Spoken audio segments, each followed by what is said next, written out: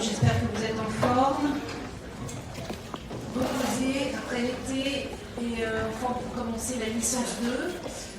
J'imagine que la majorité était en licence 1 ici. Est-ce qu'il y en a qui viennent de l'extérieur? Quelques-uns. Bienvenue. Donc vous voilà embarquer a priori au moins jusqu'à la licence 3 et peut-être pour une bonne partie aussi vers le master de psychologie. Donc si vous êtes là, je pense que vous êtes là parce que le département de psychanalytique qui a cette particularité de vous sensibiliser à une psychologie humaniste, disons d'approche d'orientation psychanalytique. Vous avez déjà quelques cours. Je sais qu'en dans les premières années de licence, il y a des cours qui ne sont pas forcément ceux que vous aurez choisis dans l'absolu, comme les stats, la neurophysiologie. Plus on avance dans le cursus, plus on s'intéresse à la clinique. Vous allez démarrer vos stages l'année prochaine. Ce cours est un peu avec l'idée, alors avec la nouvelle maquette, il est passé en premier semestre, pas idéal, mais peu importe, puisque l'idée de ce cours, c'est de vous donner quelques éléments pour commencer à appréhender ce qui est le travail du psychologue en institution, mais surtout à partir des apports du courant de la psychothérapie institutionnelle. Je ne sais pas si certains ont déjà entendu parler de ce terme. Petite info d'ailleurs au passage, pour ceux que ça intéresse, mais je vous engage vivement à venir, vendredi 26 septembre à 18h30 dans cet amphi, sera diffusé un documentaire qui sera ensuite discuté par Mathieu Bellassel, je ne sais pas si ce nom vous parle, lanceur d'alerte, selon les termes depuis qu'il a été, comment dire, pas blanchi, mais enfin bon bref. C'est quelqu'un qui a écrit un livre qui s'appelle La révolte de la psychiatrie, qui est tout à fait intéressant, qui dresse un peu un état des lieux de la santé mentale en France et de l'évolution de la santé mentale, qui épouse un peu la tendance actuelle, c'est-à-dire de transformer les structures et l'organisation du soin psychique en une entreprise, on pourrait dire, un peu suivant comme ça les concepts du néolibéralisme. Alors, ça fait partie du cours parce que dans ce cours, qui s'intitule, est-ce que l'intitulé a changé par rapport à avant, Préparation au travail d'institution, c'est ça l'intitulé de cette. Avant, ça s'appelait Théorie et pratique du travail d'institution. En tout cas, c'est de commencer par reprendre un peu l'histoire des lieux qui accueillent des patients très malades psychiquement. Alors, on peut les appeler, en fonction des époques, les fous, les insensés, les aliénés, les psychotiques, les malades mentaux, qui existent depuis toujours, mais qui ne sont pas perçus depuis toujours, en fonction de l'histoire et du contexte de la société, de la même façon. Donc, on va reprendre un historique assez rapide, pour voir un petit peu où est-ce qu'on en est arrivé aujourd'hui, mais on va surtout prendre le temps d'envisager l'apport de la psychothérapie institutionnelle, qui est un courant qui a émergé pendant la Seconde Guerre mondiale. Alors, pour ceux qui ne me connaissent pas, parce que je crois que moi j'ai pas de LA1, donc voilà, je découvre les deux, donc je suis Fanny Dargent, j'enseigne ici depuis plus de 10 ans maintenant, et j'ai la particularité d'avoir une vie avant l'enseignement et la recherche, une vie de psychologue en institution, et notamment dans le secteur, en pédopsychiatrie. J'ai travaillé 10 ans à l'hôpital Robert Ballanger, en Escobois, je connaissent un peu la banlieue, où j'ai travaillé donc en intra-hospitalier, c'est-à-dire dans un service d'hospitalisation de DILI pour des adolescents qui étaient en grande souffrance, très mal, en CMP, centre médico-psychologique. Vous allez connaître tous ces lieux dans vos stages, je le souhaite. Accueil jeune, donc le secteur, on va prendre le temps, je pense que vous avez déjà une idée, vous avez des cours un peu qui vous donnent une idée de comment les choses sont organisées. Donc j'ai travaillé intra-hospitalier, extra, CMP, un travail de liaison avec la pédiatrie, notamment par rapport aux adolescents qui arrivaient en pédiatrie après une tentative de suicide via les urgences, et je travaillais en réseau avec la PJJ, Protection judiciaire de la jeunesse, l'ASE, l'aide sociale à l'enfance, les écoles de secteur. Donc ça c'est pédopsychiatrie. J'ai travaillé 10 ans là-bas. À partir de là, j'ai repris donc une thèse de doctorat sur les attaques du corps chez les adolescents, et de fil en aiguille, je me suis retrouvée à l'université. Donc j'ai un attachement très fort au secteur, puisque j'ai pu travailler au sein d'une équipe pluridisciplinaire pendant 10 ans et voir un peu tout l'intérêt qu'il y avait à avoir une approche analytique, pas seulement dans l'échange en face à face avec un patient, mais aussi dans une dynamique d'équipe. Quel est l'intérêt, dans le fond, une des grandes questions que pose ce cours. Le côté pratique, c'est de vous donner quelques billes pour vos premiers stages 1 et 3. Et puis l'autre, c'est surtout de voir quel est l'apport de la psychanalyse quand on est hors du cadre de la cure type, un divan fauteuil, ou même de la psychothérapie en face à face, de voir comment on peut, quel est l'usage possible de l'apport de la psychanalyse dans la vie des institutions. Est-ce que ça peut avoir un intérêt d'avoir quelques...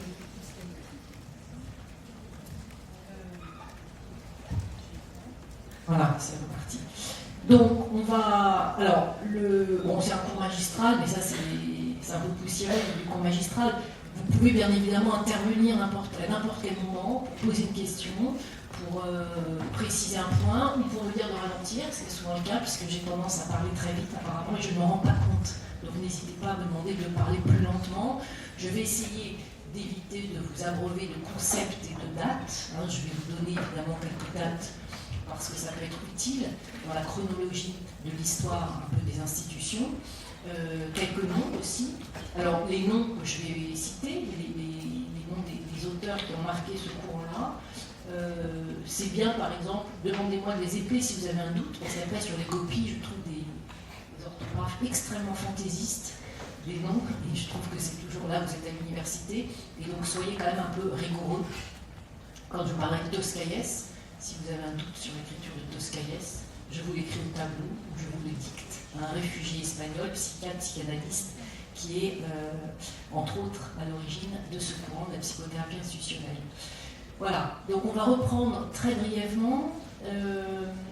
Je vais parler un peu de Foucault, mais pas m'attarder sur son ouvrage L'histoire de la folie, parce qu'évidemment, en un semestre, on n'a pas le temps, mais vous pouvez, si vous êtes grand lecteur, vous plonger dans son ouvrage. Je vais aussi citer donc, des gens comme Racamier, Paul-Claude Racamier, François Dostoïevski. Je vais parler de Pinel, du mythe des... Oui, Racamier, R-A-C-A-M-I-E-R, Paul-Claude Racamier, qui a écrit un Psychanalyse sans divan, un gros bouquin, écrit à plusieurs voix, qui relate les premières expériences de la psychothérapie institutionnelle, c'est-à-dire leur première théorisation, puisqu'on va le voir, c'est un mouvement qui est parti d'une expérience de terrain pendant la guerre, pour ensuite se théoriser, se conceptualiser. S'il y a un petit livre que je peux vous conseiller, parce qu'il est très court, très facile à lire, c'est un petit livre d'Emmanuel Venet, V-E-N-E-T, qui s'appelle Pour une psychiatrie artisanale.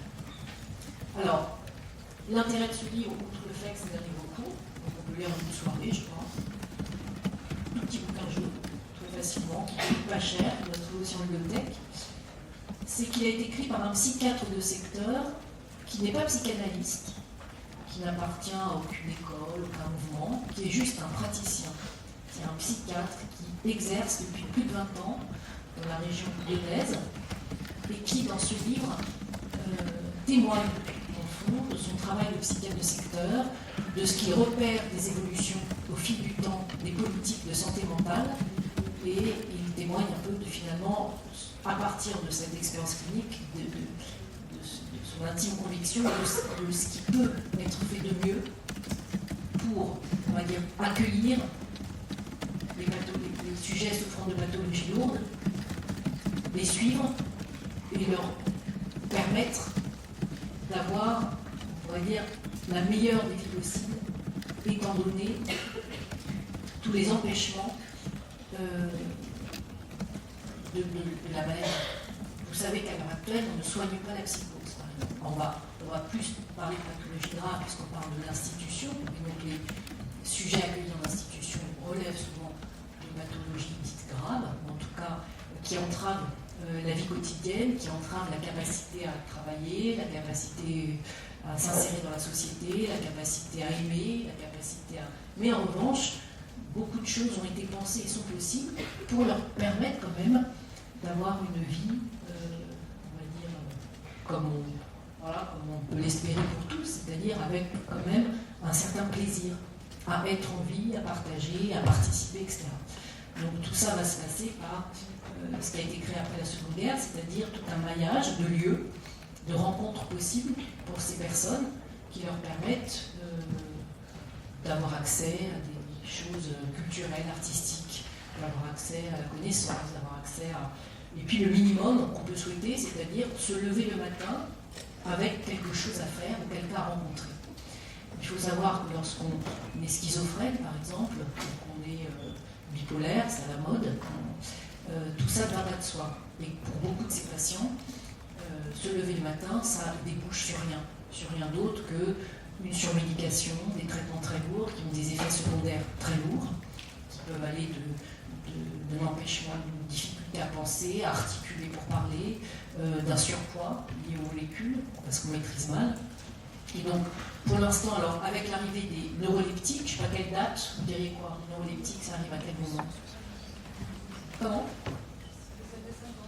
52, très bien, voilà, 52. Donc 52, on découvre les neuroleptiques, les antipsychotiques, si on veut. Et que permettent les neuroleptiques?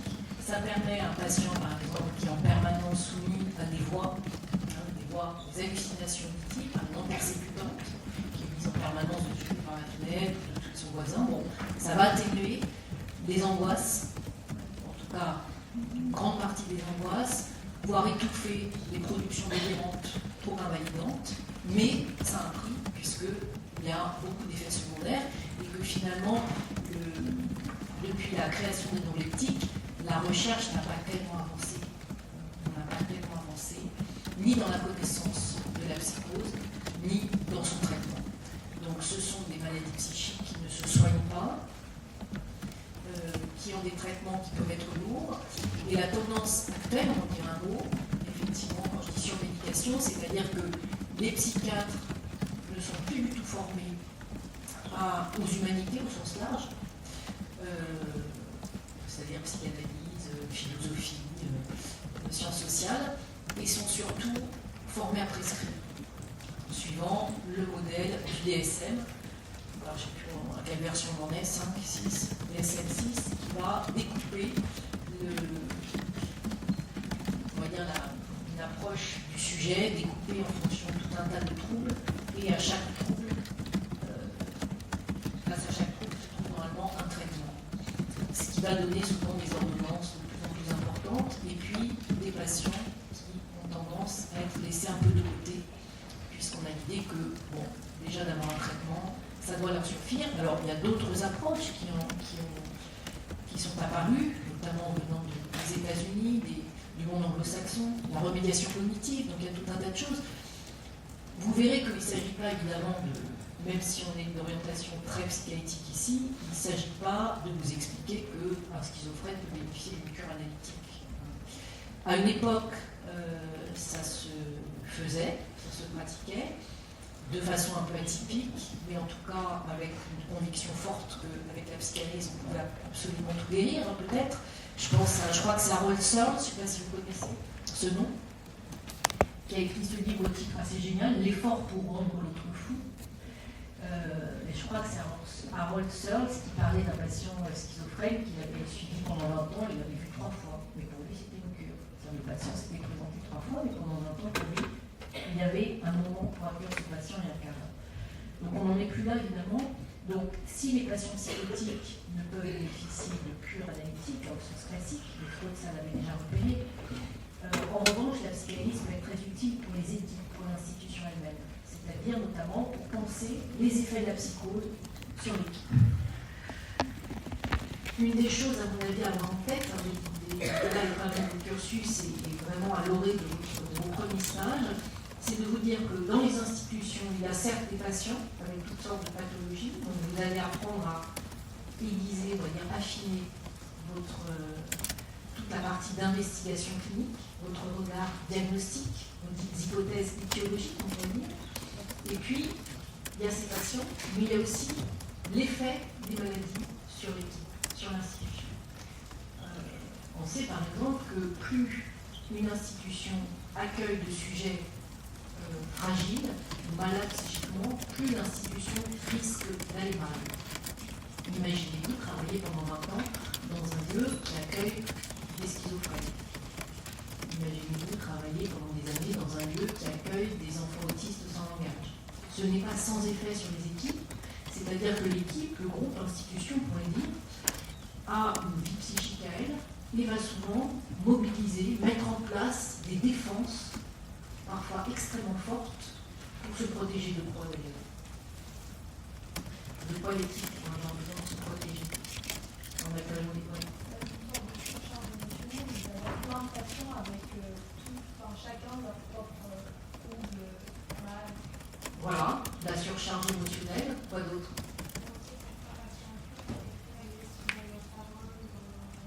L'agressivité des patients, tout à fait. Oui, vous avez d'autres idées? Trop fort transfert.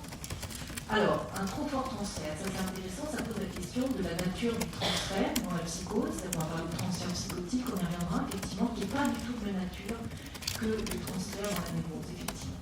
Et le transfert dans la psychose se fait sous forme éclatée. Vous verrez d'ailleurs dans vos stages, c'est très difficile d'en parler quand on n'a pas eu l'expérience de la psychose, mais vous verrez. Donc effectivement, face à toute cette, à la fois cette surcharge, effectivement, émotionnelle et physique, face à la spécificité du transfert dans la psychose, l'équipe va avoir tendance à se protéger, alors avec des défenses qui peuvent aller, des défenses opératoires. Je ne sais pas si vous avez déjà entendu ce mot. Fonctionnement opératoire, ça vous dit quelque chose? C'est quoi? Qu'est-ce qu'il faut dire en deux mots? C'est quoi un fonctionnement opératoire? Un mode opératoire. C'est une façon de fonctionner sur un mode, on va dire, extrêmement du côté du faire, de l'agir, en mettant à distance les affects, les émotions et la pensée. Le fonctionnement opératoire, c'est une entité biographique qui existe d'ailleurs. Ça peut s'appliquer à des personnes qui ont cette tendance. Fonctionner sur un mode opératoire, c'est voilà, être uniquement dans l'application de tâches. Alors on pourrait dire que par exemple à l'heure actuelle, à l'université Saint-Lévy, c'est-à-dire la charge, la pression administrative qu'on a en permanence, peut amener à se mettre à fonctionner sur un mode opératoire, sans être capable de faire marcher sa pensée. La pensée, c'est ce qui permet de prendre un peu de recul, de se détacher un peu de quelque chose pour le regarder, le mettre devant soi comme un objet de réflexion. Dans les institutions qui accueillent des patients très malades, la première chose qui est attaquée, c'est la pensée. Justement. Les défenses que met en place l'institution pour se protéger de toutes sortes de choses, ça peut être effectivement l'agression des malades, le fait que c'est très difficile d'être en relation avec ces patients-là, c'est très compliqué. Le fait que c'est un travail fatigant. Le fait aussi que les patients psychotiques bien souvent ne demandent rien. Ils ne demandent rien. C'est une maladie éminemment narcissique. Ça veut dire quoi? Que dans la psychose, les patients se sont protégés. Alors, autre point en introduction, c'est-à-dire comme Freud avait cette idée, Winnicott à la suite, c'est de dire qu'une organisation psychotique est en elle-même une organisation défensive. C'est déjà une façon de déplacer les choses et de porter un regard un peu différent sur la psychose, sur le patient psychotique. Quand vous allez rencontrer des patients psychotiques ou très malades, de vous dire que ces gens-là, on peut faire l'hypothèse qu'ils sont tombés malades pour se défendre, pour se protéger de quelque chose. Alors, dans la psychose, quand il y a une rupture franche avec la réalité et la construction d'une autre réalité, cette néo-réalité peut s'ériger face à une réalité objective trop douloureuse à assumer, trop violente. C'est-à-dire qu'on peut tomber malade pour se protéger d'un quelque chose qui paraît encore plus terrifiant, en termes d'angoisse, en termes de souffrance psychique, etc. Donc on peut envisager qu'effectivement, toute forme d'organisation psychopathologique est une organisation défensive. Donc il ne suffit pas de dire à un patient d'arrêter de délirer ou d'expliquer que ce qu'il vous raconte est complètement faux ou délirant. Il faut aussi avoir en tête que s'il a construit un délire, c'est peut-être parce qu'il en a besoin. Donc le délire a une fonction de protection. Autre point aussi important, c'est avoir en tête que donc, la psychose, au sens très large, psychose, pathologie grave, toutes les formes de psychopathologie qu'on rencontre dans les institutions psychiatriques ou autres, sont souvent... il y a beaucoup d'angoisse. Et que vous-même, en tant que futur stagiaire, vous pouvez être angoissé au contact de ces patients, et le perdez, j'avais peur que le plus angoissé des deux, ce sera toujours le patient. même si vous-même vous sentez mal à l'aise ou angoissé, il faut que ce sont des personnes qui vivent souvent avec des angoisses, qui sont d'ailleurs peu représentables pour nous névrosés, parce que c'est quoi l'angoisse du névrosé? C'est quoi les angoisses qu'on a de quelle nature? Comment on les appelle? Vous avez tous, il vous arrive d'être angoissé. Bon, sans parler de vos vies personnelles, mais c'est quoi les angoisses du névrosé dans la tête? L'angoisse de la mort, oui. Il y a déjà une angoisse existentielle, on pourrait dire. Mais il n'y a pas l'angoisse de y arriver. Il y a l'angoisse de castration. De ne pas être à la hauteur, de ne pas réussir, de ne pas être suffisamment aimable. Il peut y avoir des angoisses d'abandon, de séparation. La peur au manque de revoir, je sais pas quoi. Voilà, angoisse de séparation, angoisse de castration. Tout ça sont des angoisses qu'on a tous connues, qu'on connaît. Généralement, on est plus ou moins capable de faire face à ces angoisses. Alors, la meilleure solution face à une angoisse, qu'est-ce que c'est? C'est d'essayer de penser. Ce qui permet de faire baisser l'angoisse. S'il y a une coupe de prise pour la pensée. Si vous êtes aux prises à l'angoisse, pour la pensée, on essaie de mettre en. Si on n'arrive pas à penser, plein de raisons, la pensée est empêchée, là c'est un peu compliqué. On va avoir recours à des solutions un petit peu plus radicales, c'est-à-dire boire jusqu'à plus soif, aller se coucher, je ne sais quoi, ou appeler 15 personnes, 15 médecins. Donc, dans la psychose, en revanche, les angoisses sont d'une autre nature. Ce sont des angoisses qui ont à voir avec l'intégrité psychique et physique, sa propre intégrité psychique. Un exemple, un adolescent que j'avais hospitalisé il y a longtemps, on s'était rendu compte qu'il n'allait jamais se doucher, donc ça devenait problématique, donc on essayait de savoir comment l'inciter à prendre sa douche, et en fait, un soignant en parlant avec lui s'est rendu compte, et psychique, les deux, physique, intégrité, physique et psychique. Et cet adolescent a pu confier à un soignant qu'en fait, il ne se douchait pas parce qu'il était terrorisé une fois dans la douche à l'idée de partir avec l'eau, d'aller s'écouler avec l'eau. Ça, c'est une angoisse psychotique. A priori, quand vous vous douchez, ça va, vous êtes à peu près tranquille sur le fait que vous avez votre intégrité, vous allez rentrer en entier dans la douche et sortir en entier dans la douche. Pour un patient psychotique, ça ne va pas du tout de soi. Donc, ce sont des angoisses qu'on peut appeler, alors Winnicott parle d'angoisse disséquante primitive, on va parler d'angoisse archaïque, on peut parler d'angoisse d'effondrement, on a l'impression qu'on va être complètement effondré, qu'on ne tient plus debout, ou d'angoisse qui concerne même le corps propre. Alors des angoisses hypochondriaques, c'est-à-dire l'impression d'avoir toutes sortes de maladies terrifiantes, d'angoisse concernant l'intérieur du corps, voilà, concernant l'intégrité. Donc, la psychose, les patients psychotiques nous obligent finalement à essayer d'imaginer, de deviner une façon d'être en rapport à la réalité et aux autres très différente de ce que nous partageons tous. Nous, on arrive à. Voilà, c'est quand vous parlez à quelqu'un, quelles que soient les discussions, qu'il s'agisse d'une discussion, un petit peu de confidence sociale, une discussion intime, plus personnelle avec quelqu'un, on se rend compte, on sait, on partage à peu près le même sol. Dans la psychose, vous verrez dans le stage, quand vous commencez à discuter avec un patient psychotique, au début tout semble normal, et petit à petit, vous vous rendez compte que quelque chose vacille, parce que vous êtes emmené sur des terrains inconnus, où les repères ne sont pas les mêmes. Donc, ça va vous demander évidemment d'être dans une position déjà d'accueillir l'expérience dans ces institutions. On verra aussi, donc je vous ai parlé de Paul Racamier, on parlera aussi de l'apport de Jean Houry, autre psychiatre français, qui a fondé la clinique de la mort, où certains étudiants vont en stage l'été d'ailleurs, puisqu'il faut dormir sur place, c'est un château, hôpital, on en parlera, il y a des étudiants chaque année qui partent. Jean Houry disait que pour pouvoir travailler avec les patients psychotiques dans l'institution, généralement la question qui vient c'est qu'est-ce que je fais ? C'est-à-dire confronté à l'étrangeté de la psychose, confronté à toutes sortes de choses qui ne sont pas dans nos repères, dans le connu. Il y a cette impression de se demander ce qu'on fait. Qu'est-ce qu'on va y faire, comment ça se passe, puisque vous verrez qu'il ne s'agit pas du tout, ça ne ressemble à rien du tout. Alors peut-être certains d'entre vous monde, dans leur histoire familiale, il était amené à côtoyer des patients psychotiques, ou pas.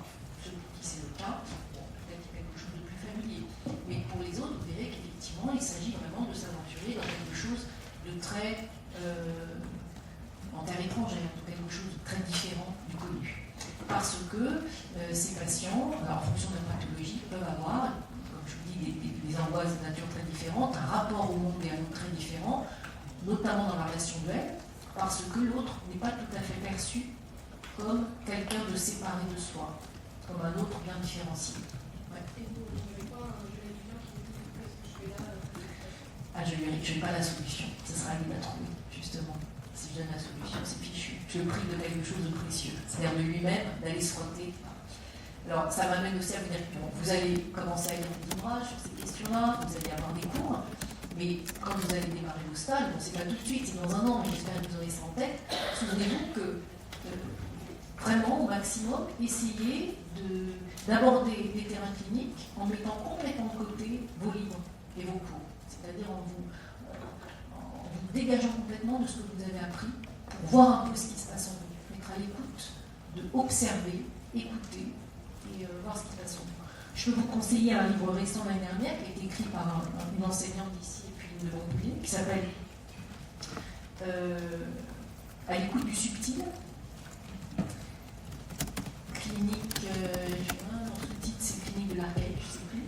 Donc c'est Dominique Mazéas et Marie Dessau qui l'ont écrit. C'est un livre moi j'ai trouvé alors qui a été très bien reçu par tous les cliniciens parce que à partir d'une clinique avec des enfants autistes, psychotiques et des adultes très malades, ces deux cliniciennes, chercheurs, essaient de rendre compte de ce qui peut se passer dans une psychothérapie avec un enfant qui n'a pas accès à la parole, avec un jeune patient qui est complètement pris dans des angoisses archaïques. Voilà, pour répondre à la question de qu'est-ce que je fais là, qu'est-ce qu'on fait. Et elle s'appuie notamment aussi sur la créativité des artistes. Alors, il faut se poser la question, qu'est-ce qui fait que des gens, artistes profondément, dans le sens fort, créent à partir de quoi, sur quels sont leurs appuis intérieurs. Ce niveau-là traite, voilà, quels sont les appuis intérieurs du clinicien qui s'aventure dans des traitements avec des patients très difficiles. C'est magnifique. C'est-à-dire qui sont hors du cadre classique de la vie. Donc ça peut être une piste de lecture. Je vous ai cité Genet, c'est le livre de Mazéas. Un autre livre qui est très agréable à lire, ce sont des entretiens. C'est un livre de dialogue entre Jean-Louis et Marie Dupucet, je crois, je ne sais plus son exact, qui s'appelle À quelle heure passe le bus ? Et là, qui va vous donner un peu l'esprit de la psychothérapie institutionnelle. C'est-à-dire tous les concepts qui sont courants, mais surtout comment on y travaille. Et puis à la fin du semestre, on regardera ensemble le documentaire La moindre des choses, je ne sais pas si certains l'ont déjà vu, de Philibert.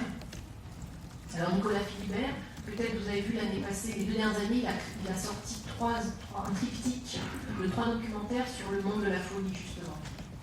Vous les avez vus, non ? La machine à écrire, autre tracas, la péniche dans le 4e, hôpital de jour, l'Adamant, sur l'Adamant, et puis j'oublie le 2e. Bon, en tout cas, voilà. Comment ? Ouais, c'est. Ouais. Voilà, exactement.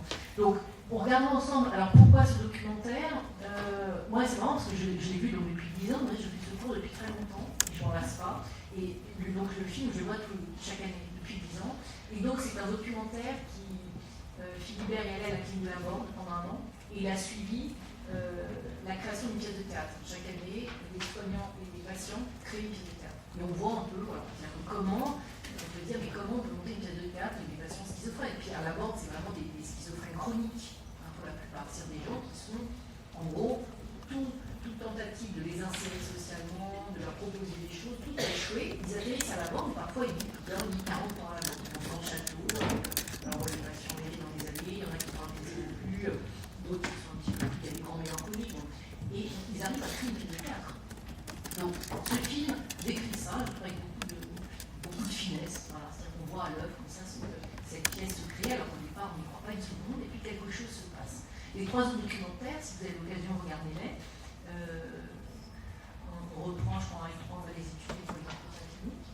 Donc, dans le triptyque qui est sorti, vous avez donc sur l'Adamant, c'est une péniche dans le centre de Paris, qui est une sorte d'accueil de jour, un hôpital de jour, pour des patients aussi très exotiques, qui permettent de se retrouver, de prendre un café. C'est un peu dans l'esprit des clubs thérapeutiques. C'est des lieux, encore une fois, pour que ces personnes-là, qui sont quand même un peu en marge, puissent avoir, en se levant, se dire tiens, je vais faire un tour à l'Adamant. Je vais retrouver mes copains, je vais boire un café, et puis après ils organisent, je sais pas, ils vont voir une expo, ils vont voir un cinéma. Parfois, ils organisent des vacances, mais c'est vraiment cette idée-là. Hein, c'est de dire, quand on est très malade psychiquement, commence au courant, part du principe que la psychiatrie ne suffit pas. Ce qui compte, c'est le lien social. C'est-à-dire avoir des choses à faire, des gens à rencontrer. Avec cette difficulté qu'un certain nombre de patients psychotiques, du fait même de leur pathologie, ne demandent rien et refusent tout. Et ça, c'est une grande difficulté. On pourrait dire, en extrapolant, qu'une des difficultés dans le métier, c'est que plus les patients vont mal, plus ils refusent de guérir. Quelque chose comme ça. C'est un peu mal dit, quelque chose comme ça. C'est-à-dire, ça pose aussi la question de l'énigme du masochisme.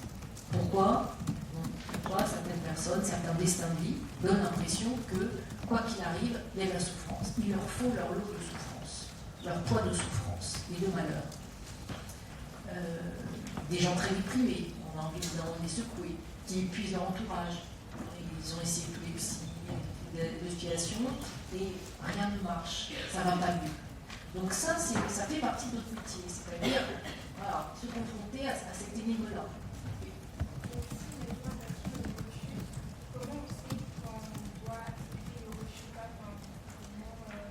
Comment on fait pour... Parce qu'une personne peut refuser quelque chose, mais du coup, t'as quand même son libre arbitre. S'il refuse, Ah ben oui, on ne va pas le forcer. Alors, les seuls cas où les forcer, c'est la situation sous contrainte. Quand il y a une mise en danger de soi ou d'autrui.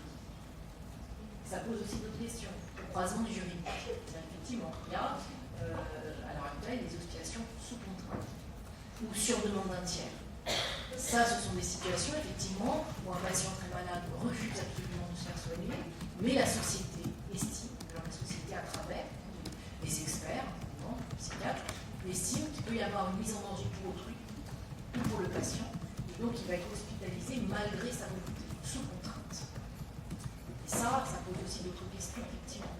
Comment on peut tenter d'aider quelqu'un qui est hospitalisé mais qui ne veut pas du tout être là, qui nous explique que le fou c'est vous, que lui tout va très bien. Ça, c'est effectivement, ça c'est aussi des questions. Certains d'entre vous, peut-être en lien à faire des stages en lien des intimité pour patients difficiles, c'est-à-dire se retrouver avec des patients psychiatriques, par exemple, qui ont commis des meurtres. Alors, je ne vais pas vous effrayer, ça n'arrive pas tous les jours, hein, mais bon, un schizophrène qui tue quelqu'un dans la rue, il faut bien protéger. Alors, évidemment, ce n'est pas du tout la majorité des patients. Vous vous souvenez qu'il y a une époque avec les lois Sarkozy, tout d'un coup, il y a un cas comme ça, puis ensuite il faut fermer les trucs de psychiatrie, il faut enfermer tous ces gens-là qui sont dangereux. C'est rarissime, c'est une minorité, ce sont des faits divers très difficiles, mais qui sont évidemment une minorité par rapport au nombre de patients psychotiques. Mais dans ce cas-là, évidemment, ce patient-là, il va aller en psychiatrie fermée, plutôt qu'en prison, mais ça sera contre son gré. S'il a tué quelqu'un, c'est pas par plaisir de tuer. C'est que peut-être à ce moment-là, Dubois lui disait ce type en face qui arrive, il a un couteau, il va te poignarder. Et donc c'est pour une question, oui, donc c'est vraiment plus compliqué que ça. Après quelqu'un, là je pense à m'impliquer avec des adolescents. Un adolescent qui se retrouve en pédiatrie parce qu'il a fait une tentative de suicide grave, il a fallu une spécialiste. Voilà, je pense à une patiente. Je vais la voir en pédiatrie, parce qu'il n'y a pas de place en service ado, et je m'assois, j'essaie de discuter, et il ne veut rien dire, rien. Bon, ça peut durer longtemps. Qu'est-ce qu'on fait avec ces patients-là? Qu'est-ce qu'on fait? Est-ce qu'on s'en va, rien à en tirer? Est-ce qu'on patiente? Est-ce qu'on a en tête que peut-être ce refus de l'autre masque quelque chose, que là encore il faut patienter? Est-ce qu'on essaie de trouver des ruses? pour l'intéresser. Bon, tout ça prend du temps et n'est pas facile, mais ce qui veut dire que bien souvent, dans la clinique, dans l'institution, on est face à des situations compliquées. Compliquées où on est aux prises avec notamment ce qu'on peut appeler le négatif, c'est-à-dire la destructivité en chacun. Chez ces patients, il y a une force de destructivité extrêmement forte. André Green parlait par exemple de la désobjectualisation, on parlait de la pulsion de mort, c'est-à-dire ce qui fait que quelqu'un fait tout pour défaire le lien aux objets, couper les liens, refuser d'être aidé, refuser la limite. Quelle est voilà, cette pulsion de mort à l'œuvre qui complique le travail des cliniciens, mais que nous sommes à peu près, on pourrait dire, les seuls à pouvoir accueillir et aider les équipes à faire avec. La compulsion de répétition, par exemple, ça vous savez ce que c'est, ça veut dire quoi la compulsion de répétition? Vous avez déjà entendu ce mot, quand même, non? C'est quoi la compulsion de répétition?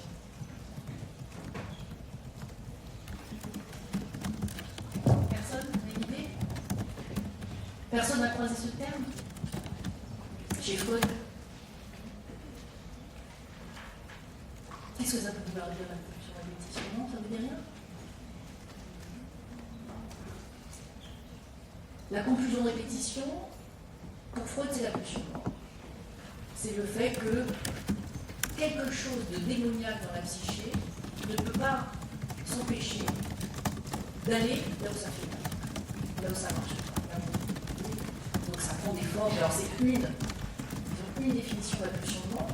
Il y en a d'autres qui approchent la pulsion de mort par différents biais, mais la compulsion de répétition, c'est ce qu'il met à jour dans sa clinique avec ses patients quand il est confronté à des patients qui, au lieu d'accepter d'aller mieux au fur et à mesure du traitement, semblent s'accrocher au fait d'aller mal. On retourne toujours là où ça fait mal, à des expériences malheureuses, à une mise en échec permanente. Je sais pas, vous suivez un patient et puis enfin, avec toute l'équipe, l'assistante sociale, les infirmiers, le psychiatre, vous arrivez à trouver, j'ai fait un stage pour permettre à ce patient enfin de se préparer un métier. Et puis tout se passe bien, et puis au bout de 3 jours de stage, catastrophe, en fait, le patient s'est comporté tellement mal que l'entreprise ne plus. Donc on repart, voilà, on repart en chantier, on discute avec le patient, on essaie de comprendre ce qui s'est mal passé, on fait des nouvelles recherches, etc. On trouve une nouvelle entreprise pour l'accueillir. Et rebelote, une semaine, une catastrophe. Ça, c'est la compulsion de répétition, c'est quelque chose. Voilà. Ouais. Alors, chez les névrosés, il y a une compulsion de répétition aussi, parce que la pulsion de mort n'est pas le propre de la psychose, effectivement. Donc là, je prenais un exemple, alors, patient psychotique ou pas forcément. Hein, ça peut être un jeune adulte avec des troubles psychopathiques, ou alors des troubles borderline très, très marqués. Oui. Quand vous donniez l'exemple du patient qui a l'opportunité d'aller mieux et qui fait un refus, en guillemets, oui. projette ça, moi je l'avais compris avec des angoisses névrotiques, pas de psychotiques. Par exemple, quand l'échec d'aller mieux, qu'il faut aller mieux et la porte ratée, j'arrive pas à concevoir avec des angoisses de psychotique. Oui, vous avez raison, c'est une bonne remarque. Alors, ça existe, la compulsion de répétition, elle existe aussi dans la névrose, bien sûr. Bien sûr, tout à fait. Donc, c'est pas le propre de la psychose, hein. C'est toute la question de la pulsion de mort, elle est présente dans la vie psychique de tout à chacun. Après, sur les concepts, vous verrez, c'est-à-dire dans ce cursus-là, on va parler des choses du négatif, et pas de la psychiatrie positive, aller vers toute la mode actuelle, le coaching, coach de vie, aller mieux, ça. Bon, très bien, mais la réalité, et notamment la réalité psychique, est traversée par des forces beaucoup plus sombres, complexes, difficiles. Hein, notamment les pulsions de destruction ou d'autodestruction, cette fameuse compulsion de répétition, hein, c'est-à-dire tout ce que Freud laisse en chantier à la fin de son œuvre. Hein, si vous lisez Analyse avec fin et sans fin, je ne sais pas si vous l'avez lu, ben, il fait un peu le point sur... il se dit mais pourquoi? Donc, il fait le point sur certains patients qui ont eu très longtemps, et puis il y a des nouvelles 10 ans après, et puis il s'est rendu compte que en fait c'était une catastrophe. Il pensait que la cure avait permis à ces patients d'aller mieux, et puis en fait il se rend compte que ces patients avaient un destin de vie terrible. Et donc il se creuse les méninges pour essayer de comprendre ce qui fait que dans certains cas, ça ne marche pas. La psychothérapie, quelle que soit sa forme, hein, psychothérapie institutionnelle, psychothérapie individuelle, ça ne marche pas. Comme s'il y avait des forces obscures, aveugles, qui continuent à œuvrer du côté de la destruction. Bon, donc ça, il faut l'avoir en tête, parce que dans notre métier, il faut une patience de chat, souvent. C'est-à-dire qu'on est souvent enthousiaste à l'idée que... Et puis on se heurte à toutes sortes de situations où effectivement les changements sont très lents, la vie en institution est très difficile, il y a des crises, les gens vont mal, etc. Ouais. En ayant plusieurs face à plein de psychotiques en crise, même si dans nos cours c'est assez bien raconté, donc on va raconter des fois des expériences vécues qui nous touchent, Oui. mais c'est tellement différent quand on le voit, et enfin, Oui. je trouve qu'il y a tellement un précipice, et les stages, je pense que ça va quand même. Oui. Enfin, on remet quand même en question nos études parce que ça va être quotidien et on ne sait pas où on va être, j'en ai déjà l'exemple. Et juste impatience, c'est quand même assez un choc de voir ça la première fois, mais en avoir plusieurs à gérer ayant différentes histoires ou différents problèmes, c'est quand même assez. Oui, mais quand vous dites on remet en cause nos études, c'est-à-dire que quand vous mesurez l'écart entre ce qu'il y a dans les cours et sur le papier dans les livres et la clinique, mais vous avez absolument raison, et tant mieux, effectivement. Et ça, c'est. Bien sûr. Et de toute façon, disons que ça jalonne tout le métier du clinicien. C'est-à-dire que. Et c'est pour ça que pour réduire l'écart, on n'a pas d'autre choix que la pensée. Puisque chaque situation est singulière, effectivement, et que les patients que vous allez rencontrer ne correspondent pas du tout aux patients que vous avez croisés dans vos livres, et tant mieux, sinon ça serait inquiétant. Si vous n'avez pas rencontré un patient, vous allez rencontrer votre cas clinique du L2, et là, il n'y a pas de rencontre. Mais cet écart-là, précisément, entre clinique et théorie, c'est vraiment l'essentiel du travail. C'est-à-dire comment la pensée, en permanence, est mise au travail dans la rencontre avec le patient, et ensuite les cliniciens vont tenter d'écrire pour voir un peu plus clair et permettre aux étudiants et aux collègues de lire et éventuellement attraper quelques briques de compréhension, mais chaque patient est absolument différent. C'est-à-dire que le matériau psychique échappe d'ailleurs à toute grille de lecture. L'humain échappe à toute grille de lecture, échappe aux grilles du DSM d'ailleurs. Et c'est bien la difficulté du travail, mais c'est aussi son intérêt. C'est-à-dire que c'est vraiment cet écart que vous pressentez, il va être justement le lieu même, l'endroit même à partir duquel vous allez rédiger votre note clinique en L3, vos travaux de mémoire en M1 et en M2 si vous allez jusque-là. Vous voyez, ça va être vraiment ça. C'est-à-dire, à la fois, vous mettre au travail par rapport évidemment à ces rencontres cliniques et puis en vous appuyant sur des auteurs. Mais ce sera évidemment pas comme dans le livre, ça c'est sûr. Voilà. Et ce qu'il y a des, donc, rapidement sur le. Bon, là on fait une intro, mais donc sur le plan, on va. Je vais dire et chaque année je me fais avoir, c'est-à-dire qu'en fait, il faut que je réduise la partie sur Foucault, parce qu'en fait, on y passe trop de temps et on n'a pas le temps d'aborder, moi, ce qui me semble le plus pertinent pour la préparation de l'institution, c'est l'intitulé du cours, c'est-à-dire quelques éléments sur les concepts de la thérapie institutionnelle, sur comment on se transforme l'institution, voilà, quelques éléments, et sur aussi, je dirais, quand même s'attarder aussi, et là je m'appuierai pas mal sur Belhassem, c'est pour ça si vous pouvez lire le 26, écoutez, sur son livre La révolte de la psychiatrie, c'est-à-dire que vous ayez un peu en tête c'est quoi le maillage actuel des institutions. En règle 1, vous avez un cours, je crois, sur le métier de psychologue, non c'est ça? Champ professionnel. Donc vous avez entendu des intervenants, c'est ça? D'accord. Et ça vous a éclairé? Ça vous a intéressé? Oui. D'accord. Bon, donc à partir, voilà, on va prolonger ça, mais avec l'idée effectivement de prendre plus de temps sur les aspects théoriques qui peuvent vous être utiles. Mais encore une fois, la théorie, il faudra la laisser côté en démarrant. J'avais que des pages.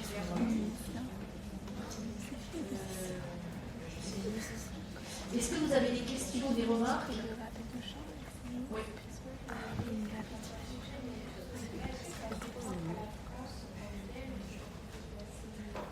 Non, c'est une vraie question. La question de votre collègue, c'est est-ce que c'est propre à la France ou c'est plus mondial, au niveau mondial ou européen? Alors, en France, on est quand même assez. La psychanalyse reste un peu représentée. En Amérique du Sud, elle est encore assez représentée, mais sur des modalités très différentes. Aux États-Unis, on peut imaginer qu'elle a quasiment disparu. Les systèmes d'institution et d'accueil des patients psychotiques varient effectivement d'un pays à l'autre, de façon très claire. Et le courant de la thérapie institutionnelle, même s'il est vraiment perte de vitesse, on se rend compte qu'il existe quand même en France, alors qu'ailleurs il est absolument disparu. Après, la façon d'envisager la pathologie, alors le DSM, tout ça, on voit bien que le système nord-américain a tendance à petit à petit à, je ne vais pas dire contaminer, mais à prendre le pas, en Europe notamment, pour des raisons pas seulement épistéologiques, hein, pour des raisons aussi économiques. C'est-à-dire qu'il ne faut pas perdre de vue qu'il y a beaucoup d'argent autour de ces histoires de justement traitement médicamenteux. La question, par exemple, de la surmédication, elle, par exemple, aux États-Unis, les enfants ont beaucoup de médicaments, assez naturellement. Ça commence à arriver en France. C'est-à-dire qu'un enfant turbulent, on va lui coller un diagnostic de TDAH, et puis le mettre sous Ritaline. Ça commence à se faire. Alors il y a des études, je ne sais plus son nom en tête, mais je parle de un homme qui a fait des études très poussées sur ces questions-là. En fait, entre les publications scientifiques, le discours des publications scientifiques, le discours des médias et les recherches, il y a souvent des écarts assez importants. C'est-à-dire qu'il y a toute une vraie marge qui peut donner l'impression que la Ritaline est vraiment le remède miracle. En fait, en réalité, les études n'ont pas tout à fait montré ça. Mais comme au niveau des communications, ça passe bien, il y a cet effet un peu normalement. Plus les laboratoires, évidemment, qui prennent leur compte. Donc ces aspects-là, évidemment, on les rencontre de plus en plus, et ce sont des questions de santé publique, puisqu'en fait, on se rend compte que mettre les enfants sur Ritaline, c'est aussi plus facile parce qu'à l'heure actuelle, il y a beaucoup moins de psychothérapeutes en CMP pour faire des psychothérapies longues avec les enfants. Donc ça va plus vite, ça donne l'impression de travailler réglé. Mais vous avez donc la question, effectivement. Le modèle français n'est pas du tout le modèle mondial. Il y a des grandes disparités, et puis il y a des courants opposés. Est-ce qu'il y a d'autres questions ou remarques? Vous avez, alors ça c'est un point important, vous avez donc un TD, l'atelier d'accompagnement au stage, c'est ça qui démarre. Alors ça c'est très important. C'est très important, mais avec la nouvelle maquette, ce TD est passé en premier semestre. Ce qui veut dire qu'à la fois on peut se dire c'est bien, ça permet d'anticiper, mais le grand problème, on n'avait peut-être pas vu, enfin moi j'ai vu ça qui s'occupe des nouvelles maquettes, c'est que si vous sollicitez des institutions maintenant pour l'année prochaine, ils vont vous dire c'est trop tôt. Donc ne vous découragez pas. C'est-à-dire tout le travail que vous allez faire, c'est déjà de peaufiner vos lettres de stage, d'aller chercher, de faire une recherche de fond sur ce qui existe en termes associatifs, en termes de lieux de soins, en termes de structure, faire un repérage de ce qui existe. Repérez là où vous avez envie de travailler, vous êtes en stage, peaufiner vos lettres et vos CV, et puis commencer ce dur labeur dans les candidatures. Tous les étudiants L3 des gens sont des stages. Mais c'est vrai que souvent, il faut 60-80 candidatures, donc ne vous découragez pas. Mais voilà. Alors parfois, ça va très vite, mais ça peut être beaucoup plus long. En revanche, ça fait partie de vos formations. Déjà, ça vous prépare pour pouvoir chercher un travail. Mais c'est vrai que, normalement, les institutions commencent à répondre au printemps. Donc, appuyez-vous sur vos groupes de TD et rappelez-vous que tous les L3 des stages, et que souvent le chemin est long et laborieux, puisque en L3 c'est beaucoup plus difficile de trouver un stage qu'en M2. En M2, les institutions aiment bien en M2 parce qu'ils sont pas dans les diplômes, ils sont déjà tout un tas de critères. Donc ne vous découragez pas et essayez vraiment quand même de faire ça sérieusement pour avoir le plus de chances possible d'aller dans un stage qui vous intéresse. Et n'écartez pas les stages un peu loin. C'est-à-dire parfois, il y a des étudiants qui peuvent dire non, moi je vais faire un stage dans mon quartier, ça c'est absurde. Vous pouvez, bon, moi j'ai travaillé 10 ans à Saint-Mandonne, c'est pas tout près. J'ai oublié les trajets parce que la crise était passionnante. Donc n'hésitez pas à élargir votre cercle à la banlieue, dans la grande banlieue, où là il y a des équipes tout à fait intéressantes avec la vraie clinique. Vous ne cherchez pas à faire un stage dans le grand, je sais pas quoi, le grand service maritime, qui vous paraît idéal près de chez nous, mais en fait c'est peut-être pas du tout le plus intéressant. Hein. Donc élargissez votre recherche, il y a énormément des CMP, il y en a dans toutes les communes, en banlieue, et essayez d'avoir des noms de psychologues et de les appeler. Le mieux c'est ça, vous appelez le secrétariat, vous demandez les psychologues, vous essayez de les appeler, de leur envoyer un mail, d'avoir des contacts très directs et de pouvoir motiver votre demande de stage. Vous pouvez trouver des stages, idéalement, on vous suggère de prendre un stage en psychiatrie au sens large, c'est-à-dire tous les lieux de soins qui sont créés pour des pathologies, pour la souffrance psychique. Ce qui écarte, par exemple, un stage en maternité, un stage en oncologie, un stage en crèche. Mais si vous ne trouvez vraiment pas, vous pouvez quand même, depuis 2 ans on a changé la règle parce que c'était trop compliqué par votre un stage, vous pouvez trouver un stage service somatique. En revanche, on vous encourage en L3 à sauter directement dans la piscine, c'est-à-dire psychiatrie. Allez vous coltiner au plus difficile. Sachant qu'avec l'université, vous êtes accompagné. Hein, vous aurez des supervisions de stage en L3, vous avez votre note clinique.